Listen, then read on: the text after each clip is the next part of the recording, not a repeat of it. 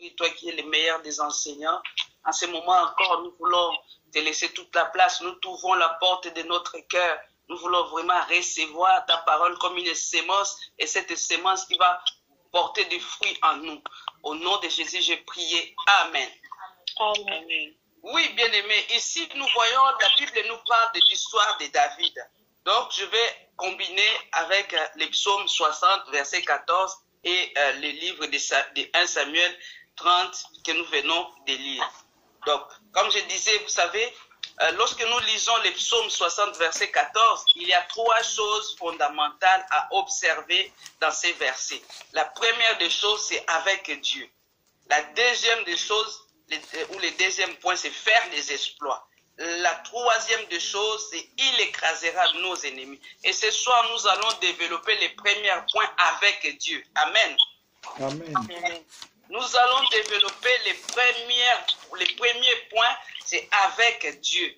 Alors, il faut savoir une chose, bien aimée, si nous désirons avoir du succès dans la vie, une chose est sûre, c'est qu'il va falloir nous appuyer sur Dieu et sur lui seul. Amen. Nous devons apprendre à nous appuyer sur Dieu et sur lui seul. Nous ne pouvons pas prendre appui sur nos acquis. Nous ne devons pas plutôt prendre appui sur, je ne sais pas moi, les marabouts, ni sur les horoscopes bien-aimés. À un certain moment, j'étais champion des horoscopes. Quand j'étais jeune, quand je suis venu dans ces pays, comme je vous l'ai dit souvent, c'est-à-dire la première des choses, quand j'achetais un magazine, c'est-à-dire je partais toujours vers les dernières pages, horoscope. Alléluia. Horoscope. Et des fois, tu vois, oui, tu crois que ça marche. Non, bien aimé, c'est des illusions. C'est des illusions. Nous ne devons pas nous appuyer sur les horoscopes, mais nous devons prendre appui sur notre Dieu. Alléluia. Amen. Il faut savoir que la Bible appelle notre Dieu ou Jésus-Christ fidèle. Merveille, Dieu est fidèle. C'est-à-dire que nous pouvons compter sur lui à tout moment et il ne nous fera jamais défaut. C'est-à-dire qu'il est fidèle, il ne nous abandonnera jamais. Et David n'avait jamais douté de son Dieu. Vous voyez? David n'avait jamais douté de son Dieu. Il avait une véritable révélation de qui était Dieu. C'est pourquoi il a été capable d'affirmer une telle chose. Alléluia. C'est-à-dire, David savait qui était Dieu. La question que je peux nous poser, bien aimé, c'est un enseignement. La question que je peux nous poser, est-ce que tu sais qui est Dieu? Il est qui pour toi? Alléluia. Amen. Si tu sais qui est Dieu pour toi, bien aimé, tu vas remporter des victoires comme David. Amen. Voyez-vous? Et ici, nous revenons dans les livres de 1 Samuel que nous venons de lire là. Nous voyons au verset 8, la Bible nous dit quoi? La Bible nous dit, David consulta l'Éternel en disant, poursuivrai-je cette troupe? L'atteindrai-je? L'Éternel lui répondit, poursuis, car tu atteindras et tu délivreras. Alléluia. Amen. C'est-à-dire, David, à chaque fois, David prenait appui sur son Dieu. David, et pourtant, la Bible parle de David lorsque nous lisons, comment on dit ça déjà, généalogie ou quoi, tu vas voir que David, c'était un guerrier. David, c'était un guerrier. C'est-à-dire, David a commencé la guerre depuis son tendre enfance, quand il était encore jeune, bien-aimé. Il était un guerrier. Alléluia. Amen. Mais il ne s'appuyait pas sur sa force.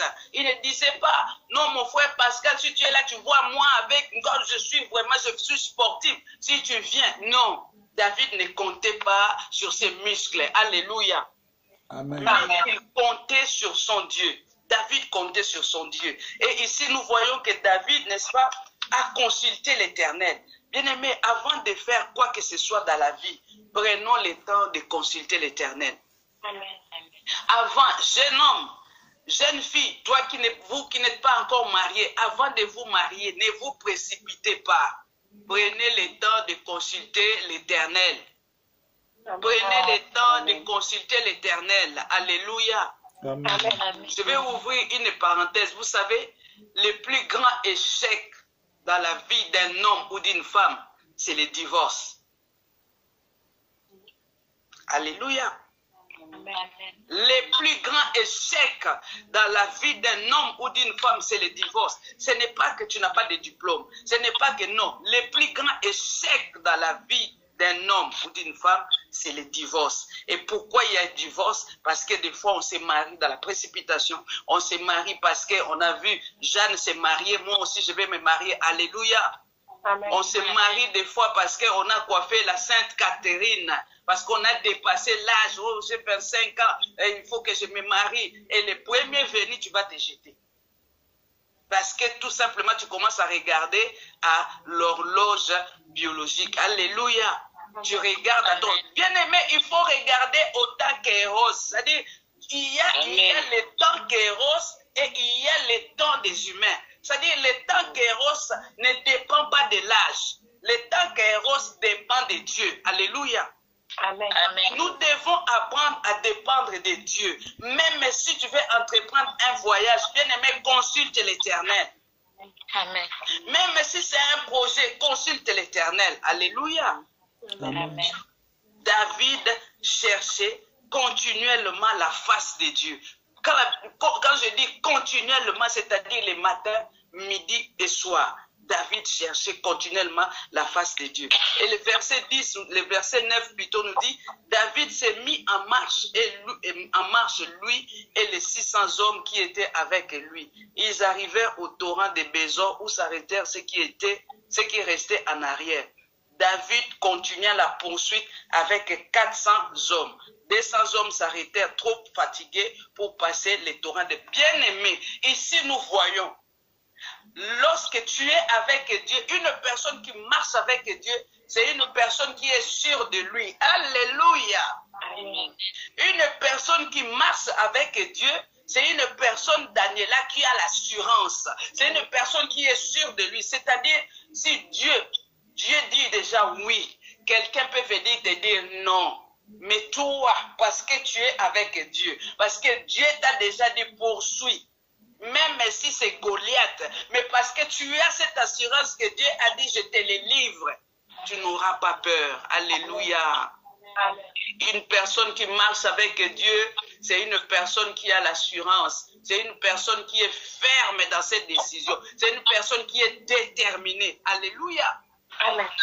Et nous voyons ici la détermination de David. David a poursuivi les hommes avec 400 hommes. Et la Bible dit, à un certain moment, 200 hommes s'arrêtèrent parce qu'ils étaient trop fatigués pour passer les torrents de Bézor. Bien-aimé, dans notre marche chrétienne, tu peux commencer avec 400 merveilles et pour finir avec 200. Cela veut dire quoi? Cela veut dire même dans toi-même. Dans toi-même, tu peux commencer, tu peux avoir la bonne volonté, tu es animé de faire de bonnes choses. Mais à un certain moment, il y a quelque chose qui risque de te refroidir. Il y a quelque chose qui va, n'est-ce pas, te décourager. Nous avons écouté les témoignages de notre sœur Amande dimanche. Alléluia. Amen. Comment l'ennemi attaque, l'ennemi nous attaque par la pensée. C'est-à-dire physiquement, s'il n'arrive plus, c'est par la pensée. Physiquement, si tu es là, voilà, tu essaies de ne pas sortir de la ligne de conduite de Dieu. Tu marches selon ses préceptes. Il va venir par les pensées, bien-aimés. Il va commencer par t'attaquer par la pensée. Et je vous dis, je préfère une attaque physique que l'attaque par la pensée. L'attaque par la pensée, c'est horrible. Alléluia. C'est horrible. Le diable, lorsqu'il attaque par la pensée, c'est horrible. Voilà pourquoi il faut avoir l'habitude de prier en langue. Pour ceux qui prient déjà en langue, prie en langue. Quand tu sens des moments de faiblesse, commence à prier en langue. Alléluia. Amen. Lève-toi si tu ne pries pas en langue. Commence à chanter. Commence à chanter pour faire fuir la pensée, les pensées, l'invasion de l'ennemi qui vient par la pensée. Alléluia. Amen.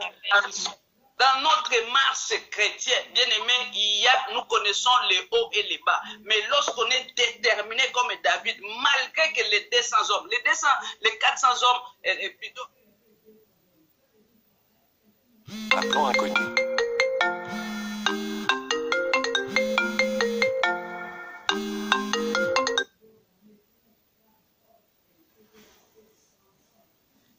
Tout ramener.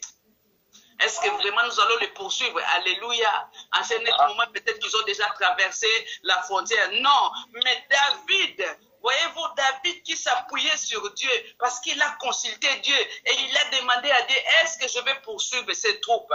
Dieu a dit,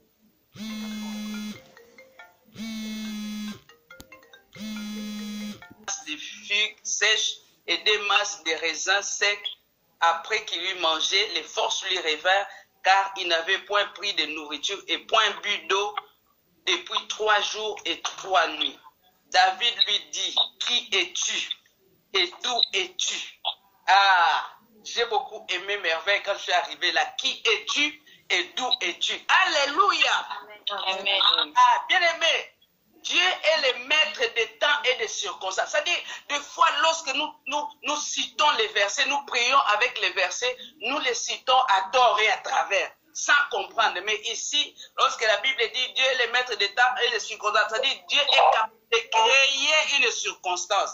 Dieu est capable de provoquer quelque chose pour toi. Et ici, Dieu a créé cette circonstance que quelqu'un du camp de l'ennemi puisse se détacher, puisse rester en arrière. Alléluia. Oui. Bien aimé, tout ça, c'était dans les plans de Dieu. Il y a un adage qui dit souvent, là où il y a un enfant de Dieu ne meurt pas sans qu'il y ait quelqu'un. C'est-à-dire, toi, Daniela, on ne va pas te faire du mal sans qu'il y ait quelqu'un qui vienne te prévenir. Amen. On ne va pas te faire du mal sans qu'il y ait quelqu'un qui vienne te prévenir. La Bible déclare, lorsque tu parles du mal du roi, fais attention parce que l'oiseau du ciel ramènera tes paroles au palais royal. Alléluia. Amen. Bien aimé, je vais ouvrir juste une parenthèse. Vous savez, à un certain moment, je travaillais à Char. Je travaillais à Char, toujours dans mon domaine. Hein, et on a eu à changer la direction. Et la nouvelle direction, le nouveau directeur qui est venu, au fait, il ne me portait pas. Il ne me portait pas dans son cœur parce qu'ils avaient l'air guéguerre entre eux, les hauts placés, entre la direction, entre l'ancienne direction et la nouvelle. Il y avait des guéguerres. Et moi, comme je m'entendais bien avec l'ancienne directrice, donc le nouveau directeur ne m'aimait pas. Il croyait que moi, j'étais pro. Mais moi, qu'est-ce que j'avais à voir? Moi, j'étais simple employé. Alléluia. Amen. Qu'est-ce que j'avais à voir, comme on dit, les combats des éléphants? Et c'est des éléphants. Moi, simple gazelle, qu'est-ce que j'ai à voir? Et donc, il cherchait maintenant à me licencier pour faute grave. Écoutez bien, bien-aimés. Lorsqu'on marche avec Dieu, non. Si Dieu est pour nous, qui sera contre nous? Personne. Et donc, il cherchait à me licencier pour faute grave. Et il commençait, quand c'est moi qui travaillais pendant mon roulement la nuit, il m'envoyait au fait des remplaçants. Mais ces remplaçants-là, au fait, ce n'étaient pas des remplaçants normaux, entre guillemets, c'était des gens qui venaient pour m'espionner. Alléluia! Amen. C'est comme ces Égyptiens, cet Égyptien. Il envoyait des remplaçants. Donc, il faisait de sorte que, voilà, mon binôme n'était pas là. Il envoyait des personnes. Et un jour, j'ai croisé un monsieur. J'ai travaillé avec... Je n'ai même pas travaillé avec ces messieurs. J'ai croisé un monsieur. Il me dit, mais Victoire, comment tu vas? J'ai dit, oui, ça va. Il dit, mais je te cherche depuis. Je n'avais pas ton numéro de téléphone. Ah bon? Je me cherchais, oui. Oui, voilà... mais c'est le maître, il s'appelait Monsieur le maître, notre directeur. Faites attention, parce que Monsieur le maître est déterminé. Monsieur le maître veut te licencier pour faute grave. Voilà, tu connais une personne, une dénommée Marie. J'ai dit, oui, Marie, j'ai travaillé avec elle. Marie, c'était la remplaçante. Je lui dis, oui, Marie, au fait, Marie ne me connaissait pas. Marie ne me connaissait pas, donc elle est partie demander des informations auprès de cet homme qui me connaissait. Eh, Dieu! Bien aimé, elle est partie demander, elle dit oui, est-ce que Victoire, je cherche Victoire parce que moi, monsieur le maître m'a confié une mission et voilà pour Victoire, il paraît que Ah, c'est une personne, il paraît c'est une personne imposante. Alléluia. Amen. Ah, Dieu est bon, bien aimé, acclame le Seigneur. Je dis acclame le Seigneur, acclame le Seigneur, acclame le Seigneur, il est bon. Il est bon, ils te feront la guerre, mais ils ne l'emporteront pas sur toi. Ah, ils vont te chercher la nuit, ils ne vont pas te trouver. Moins encore les jours. La nuit, s'ils ne te trouvent pas, ce n'est pas les jours qu'ils vont te trouver. Alléluia. Amen. Et donc, voilà, le monsieur en question me dit, oui, il faut faire attention parce que, voilà. J'ai dit, ah, c'est comme ça, d'accord. Vous savez ce que j'ai fait? Je me suis mis en arrêt maladie. Je me suis mis en arrêt maladie, j'ai dit, je vais sortir la tête haute. Je me suis mis en arrêt maladie et j'ai commencé à trouver ailleurs. J'ai commencé à trouver ailleurs. Et quand j'ai trouvé, j'ai pris rendez-vous avec mon directeur qui voulait me licencier pour faute grave. Je suis parti les voir. J'ai dit, monsieur le maître, je suis venu vous voir parce que je vais devoir prendre congé de vous. Ah! Il était surpris. Mais pourquoi? J'ai dit non, j'ai des choses à faire. Je vais prendre congé et je ne voulais pas partir comme ça où vous envoyez un courrier avec accusé de réception. Je tenais vraiment à venir moi-même vous parler. Je vive voir. Vous savez, le monsieur s'est levé de sa chaise, il est venu à côté de moi, il commençait à me toucher sur l'épaule. Hein? Il est devenu comme quelqu'un à qui on a injecté le sérum de vérité. Il commençait à me dire, oui, vous voyez Victoire, vous voyez, moi je n'ai pas de problème avec vous. Hein? Moi je vous aime bien. Vous voyez, en aucune fois, quand vous faites la nuit, je suis venu vous surprendre la nuit parce qu'il venait la nuit, bien aimé. Il a licencié plusieurs de mes collègues. Il venait vers 3 heures du matin. Et lorsqu'il venait, comme il avait la clé, il rentrait, il te trouvait en train de dormir. Il te demandait de prendre tes affaires et de partir. Mais moi, comme l'ange de l'Éternel, la Bible dit, l'ange de l'Éternel campe autour de ceux qui les craignent. Amen. Il ne pouvait pas venir me surprendre la nuit. Donc, comme lui ne pouvait pas, il a envoyé maintenant, il a engagé maintenant des personnes pour m'espionner. Et donc, il était là comme quelqu'un qu'on a injecté le sérum de vérité. Non, moi, vraiment, pourquoi vous partez? Comment vous allez vivre maintenant? Hein? Comment vous allez vivre? N'hésitez pas. Si vous avez un problème, venez m'en parler. Vous voyez? Si vous avez un problème, venez m'en parler. Même besoin d'argent, n'hésitez pas. Et puis, moi, si j'ai besoin de quelqu'un, moi, j'ai confiance en vous. Hein? Je vais vous appeler et tout. J'étais là, au fond de moi, j'ai rigolé, j'ai dit, ah, l'homme est méchant. Alléluia. Vous voyez, cet Égyptien, on revient à la parole, cet Égyptien, Dieu a voulu qu'il soit là pour qu'il puisse montrer à David où étaient amenés les captifs, où les envahisseurs ont amené les femmes et les enfants. Alléluia. Amen. Lorsqu'on se confie en Dieu, bien-aimé, on n'est point confondu. Lorsqu'on place sa confiance en Dieu, on n'est jamais confondu. Alléluia. Amen. Mais le problème, bien-aimé, c'est que nous manquons la détermination. Tu n'es pas assez déterminé. Donc ta foi est vacillant. Aujourd'hui, quand c'est chaud, tu danses, tu dis, oh, alléluia. Mais demain, il suffit qu'il y ait un problème, tu abandonnes. Non, bien-aimé. Nous voyons comment David, n'est-ce pas, s'est levé. Comment David était abandonné par 400 hommes. Bien-aimé, poursuivre les envahisseurs. Parce que ici, la Bible ne nous dit pas combien ils étaient. Combien ils étaient. La Bible ne nous dit pas de combien, le nombre de ces gens-là. Mais David, il avait confiance en son Dieu. Bien-aimé, ce soir, la question que je peux nous poser, est-ce que tu pourras faire confiance à Dieu pour ces problèmes-là? Ces problèmes-là que tu crois que vraiment, non. Est-ce que pourras-tu faire confiance à Dieu ce soir? Parce qu'il est avec toi. Et si Dieu est avec toi, pourras-tu lui faire confiance?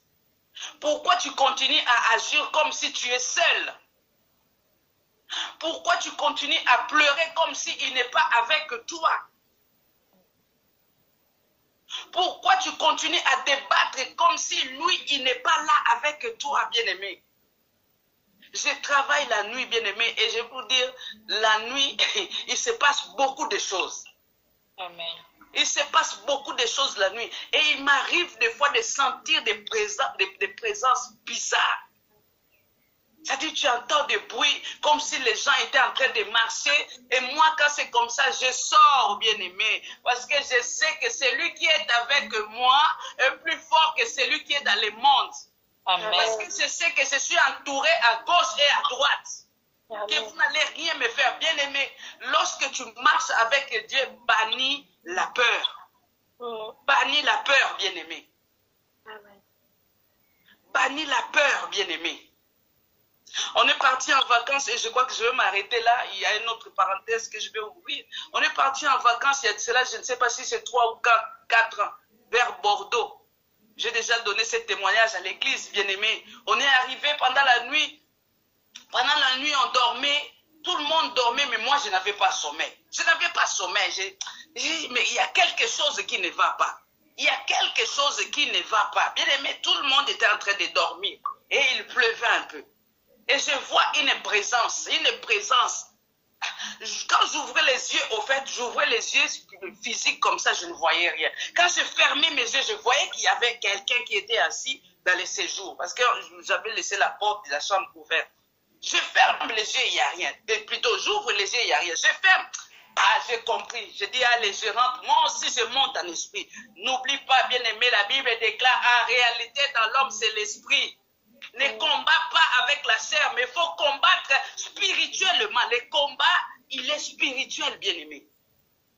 Je suis monté en esprit. J'ai commencé maintenant à parler avec cette présence. Et cette présence me dira, non, ici, c'est mon domicile. J'ai dit, ah non, non, non.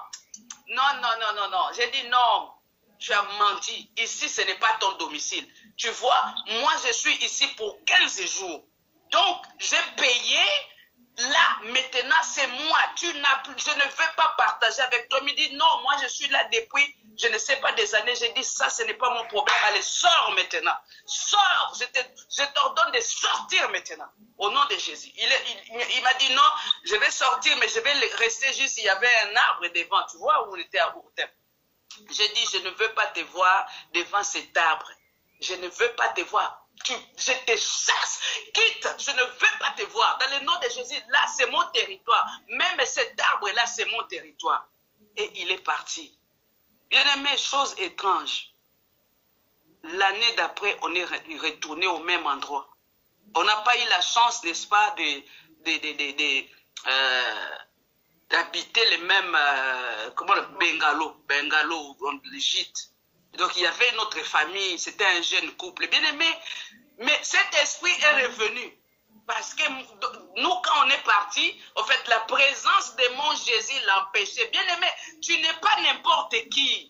Tu ne marches pas seul. Tu ne marches pas seul. Lorsque tu pries, lorsque nous chantons, non, jamais tout seul, je suis seul. Bien aimé, tu n'es pas seul. Tu n'es pas seul.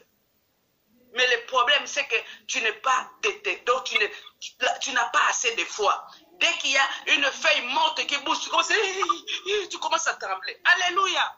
Amen. Je dis, ne tremble pas devant tes adversaires. Si tu trembles devant tes adversaires, moi, l'Éternel, je te ferai encore trembler de plus belle. Tu n'as pas à trembler devant tes adversaires. Alléluia. Amen. Amen. Les couples n'ont pas pu rester bien-aimés. Ils ont fait juste